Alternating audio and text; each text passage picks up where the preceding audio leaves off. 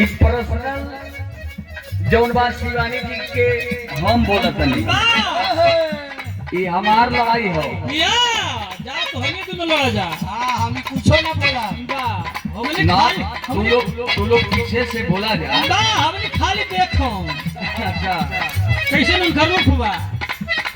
ये धनंजय यादव शिवानी जी के लिए कहे, बा शिवानी जी दूध पीने चले रही टोली,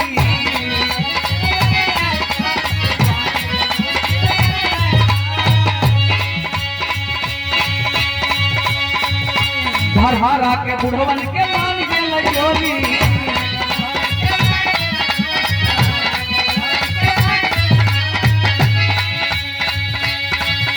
शिवानी जी दूध पीने चले रही टोली, धरहरा के लइकन के मान के लजोली, आगे चढ़ जवानी के पानी तोरे उतार जतोगे गोरखी, चढ़ जवानी के पानी तोरे उतार जतोगे गोरखी, आगे लौई जतियो के लइको ना भेलोगे गोरखी, जतियो के लौई जतियो के लइको ना भेलोगे।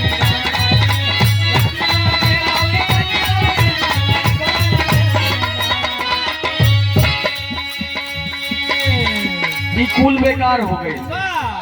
खूब रात भर गाना खूब डांड मरली बचेरी, खूब हिलौली,